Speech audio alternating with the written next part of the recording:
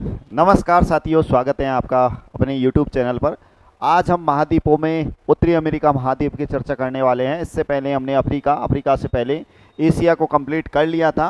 फटाफट revision class में मैं आपको बताने वाला हूं आज उत्तरी अमेरिका महाद्वीप को। ये उत्तरी अमेरिका महाद्वीप का आप इमेज देख पा रहे हो। आप देखोगे उत्तरी अमेरिका महाद्वीप का सबसे बड़ा देश यहाँ पे आपको कनाडा दिखाई दे रहा होगा। ये कनाडा है। दूसरे नंबर पे आप देखोगे तो यहाँ पे यूनाइटेड स्टेट मतलब अमेरिका यहाँ पर आपको दिखाई देगा।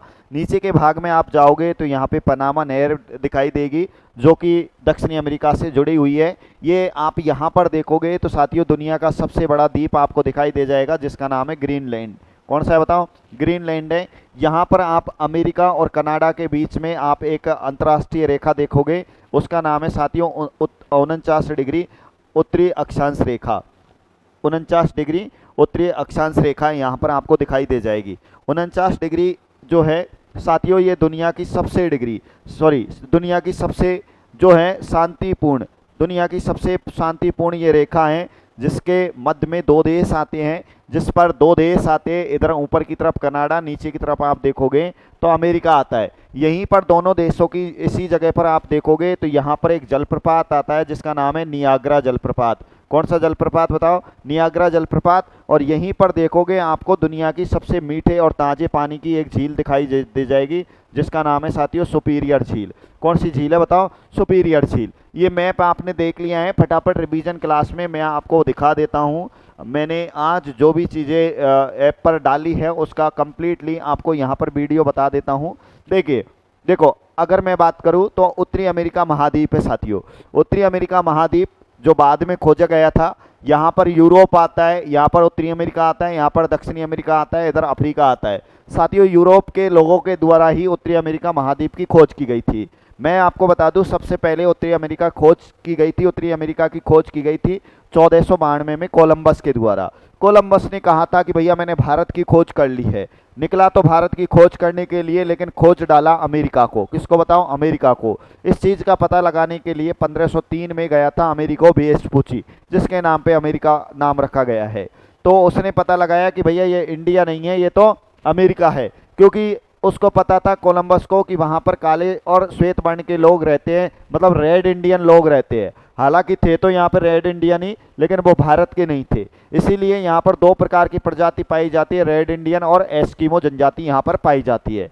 बात करते हैं इस महाद्वीप की, उत्तरी अमेरिका महाद्वीप की। मैं कंप्लीटली आपको बात बता दूं साथियों। खोज मैंने बता दिया 1492 में कोलंबस के द्वारा की गई थी, यहाँ पर आप देख सकते हैं। और इसका सबसे पहले पता लगाया था अमेरिको वेस्पुची ने। उपनाम में मैं बात करूं तो इसको कहा जाता है साथियों दुनिया का विकसित महाद्वीप और नई दुनिया का महाद्वीप कहा जाता है। उत्तरी अमेरिका महाद्वीप में अगर मैं क्षेत्रफल की बात करूं तो क्षेत्रफल की दृष्टि से ये विश्व का तीसरा बड़ा महाद्वीप है, जबकि जनसंख्या की दृष्टि से ये चौथा बड़ा महाद्वीप है। ध्यान रखना है। क्षेत्रफल की दृष्टि से बड़ा देश आपसे पूछा जाए तो कनाडा है। कनाडा की राजधानी गलती से पूछ लिया जाए तो आपको बता देना ओटावा है। ठीक है। छोटा देश आपसे पूछा जाए क्षेत्रफल की दृष्टि से सेंट पियरे है। ठीक है। जनसंख्या की दृष्टि से चौथा स्थान है, लगभग 9% जनसंख्या निवास करती है। जनसंख्या की दृष्टि से आपसे बड़ा देश पूछा जाए तो साथियों अमेरिका है। छोटा देश पूछा जाए तो सेंट किट्स है, याद रखना है। उसके बाद मैंने उत्तरी अमेरिका के कुछ बड़े शहरों की बात की थी, तो उत्तरी अमेरिका का सबसे बड़ा शहर न्यूयॉर्क है। उसके बाद मैक्सिको सिटी है साथियों। लेकिन आपसे पूछ लिया जाए कि भैया विश्व का सबसे बड़ा शहर कौन सा है, तो विश्व का सबसे बड़ा शहर है टोक्यो, जापान की राजधानी कैसे। उसके बाद यहाँ पर एक नहर आती है जिसका नाम है पनामा नहर। पनामा नहर दक्षिणी अमेरिका को उत्तरी अमेरिका से करती है अलग। क्या करती है बताओ? अलग। और ये प्रशांत महासागर से अटलांटिक महासागर को जोड़ती है। देखिए तो इसका निर्माण हुआ था 1914 में। किलोमीटर की बात करें तो 80 किलोमीटर साथियों। दो इसमें विशेष बातें मैं आपको बताई है। यह उत्तरी अमेरिका को दक्षिणी अमेरिका से अलग करती है, और यह प्रशांत महासागर को, कैरेबियन सागर पहले आता है, और अटलांटिक महासागर को करती है क्या? जोड़ती है। उसके बाद दुनिया की सबसे शांतिपूर्ण अंतर्राष्ट्रीय रेखा मैंने बताई थी जिसका नाम है 49 डिग्री उत्तरी अक्षांश रेखा। कितने देशों के बीच में? दो देशों के बीच में भैया। एक तो है कनाडा और एक है अमेरिका। तो मैंने बताई है विश्व की सबसे शांतिपूर्ण अंतर्राष्ट्रीय रेखा है यह अमेरिका तथा कनाडा के मध्य स्थित है, याद रखना है। बताया था नियाग्रा जलप्रपात भी आता है इसी अंतर्राष्ट्रीय रेखा पर। तो मैंने बताया है उत्तरी अमेरिका का सबसे बड़ा जलप्रपात है यह अमेरिका में कनाडा के मध्य स्थित रेखा पर स्थित है साथियों। और मैंने बताया था इसी नियाग्रा जलप्रपात की बात की थी कि कौन सी नदी पे आता है। तो साथियों ये सेंट लॉरेंस या नियाग्रा नदी पर स्थित है और यह एरी, ये दो झीलों के नाम भी पूछे जाते हैं, एरी व ओटानियो झीलों के मध्य स्थित है, याद रखना है। उसके बाद मैंने बताया था कि झीलों की अगर मैं बात करूं, लेक्स की अगर मैं बात करूं, तो उत्तरी अमेरिका को 5 झीलों का महाद्वीप कहा जाता है। 5 महाद्वीप, 5 झीलों का महाद्वीप, जिसमें 5 झील आपको बताने वाले हैं। यहाँ पे लिख दिया मैंने 5 झीलों का महाद्वीप, जिनमें सबसे शानदार और सबसे मीठे और ताजे पानी की झील जिसका नाम है सुपीरियर झील। तो यहाँ पे मैंने लिखा है विश्व की सबसे बड़ी मीठे में ताजे पानी की झील है और यह अमेरिका में कनाडा के मध्य स्थित है। ठीक है, उसके बाद दूसरे नंबर की झील आती है साथियों ल्यूसन झील। कौन सी झील आती है? ल्यूसन झील। इस ल्यूसन झील को पानी पहुंचाया जाता है सुपीरियर झील के द्वारा। एक नहर बनाई गई है सू नहर, देखिए तो यह है सू नहर के द्वारा। कौन सी नहर के द्वारा भैया? सू नहर के द्वारा सुपीरियर झील से जुड़ी हुई है। उसके बाद 3 झीलों का नाम और याद रखना है आपको, उत्तरी अमेरिका में ही है। एक तो है मिशिगन झील, एक है एरी झील और एक है ओटानियो झील। उसके बाद हम बात करने वाले हैं यहाँ पे पर्वत एंड पठार की। तो भैया पर्वत और पठारों का विस्तार कहाँ से लेकर कहाँ तक है उसको भी आप समझिए।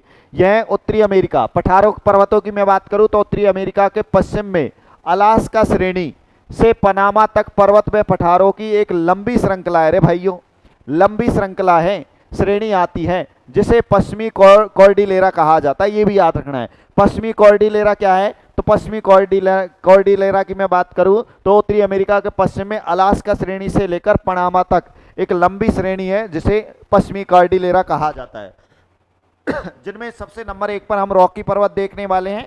दुनिया का दूसरा सबसे लंबा पर्वत दिखाई दे रहा है, देख लो इधर, दुनिया का दूसरा सबसे लंबा पर्वत है जिसका नाम है रॉकी पर्वत। कहाँ पर स्थित है? तो ये देख लो उत्तरी अमेरिका की सबसे नवीन बलित पर्वतमाला है। ये नवीन बलित पर्वतमाला है। सबसे ऊंची चोटी इसका नाम याद रखना माउंट एल्बर्ट है। रॉकी पर्वत की सबसे ऊंची जो चोटी है उसका नाम माउंट एल्बर्ट है, लेकिन उत्तरी अमेरिका की सबसे ऊंची चोटी अलग है। कौन सी है उसको देखने के लिए बने रहिए।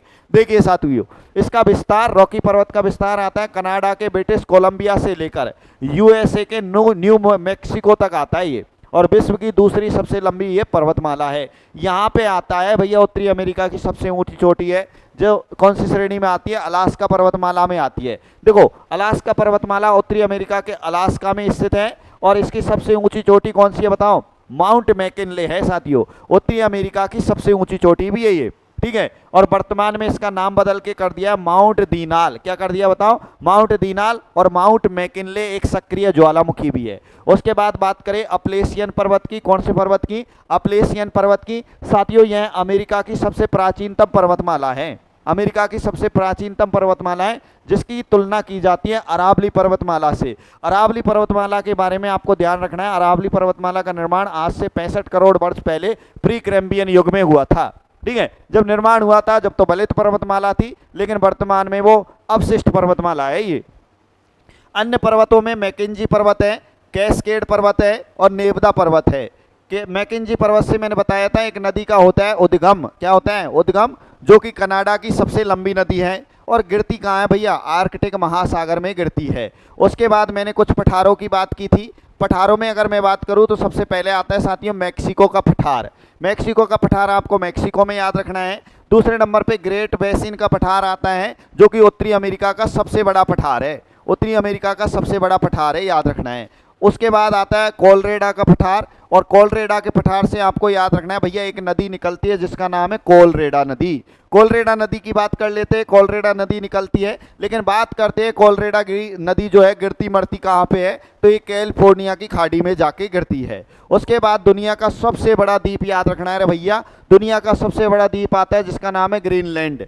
दुनिया का सबसे बड़ा द्वीप कौन सा है? ग्रीनलैंड है। लेकिन एशिया का सबसे बड़ा आपको बोर्नियो याद रखना है। अफ्रीका का सबसे बड़ा मेडागास्कर याद रखना है। दुनिया का सबसे बड़ा ग्रीनलैंड है। इसको लेकर लड़ाई होती रहती है। इस पर प्रशासनिक दृष्टि से अधिकार तो मेरे दोस्तों उत्तरी अमेरिका का है, लेकिन राजनीतिक दृष्टि से इस पर अधिकार यूरोप के डेनमार्क देश का है। और लास्ट आज का सवाल है प्रेरीज। प्रेरीज क्या है? तो प्रेरीज साथियों उत्तरी अमेरिका में स्थित किसके मैदान है? घास के मैदान है। ये हमारी फटाफट क्लास आपको कैसी लगी प्लीज़ कमेंट्स करके बताएं। नए विद्यार्थी हमसे जुड़े और एप्लीकेशन को ज़रूर डाउनलोड करें। हमारे यूट्यूब चैनल के नाम से ही एप्लीकेशन है, उस पर जाएं और वहां से आप कंटेंट प्राप्त कर सकते हैं। आज के वीडियो को अच्छा लगा हो तो लाइक करें, लोगों तक शेयर करें। जय हिंद, जय भारत, धन्यवाद।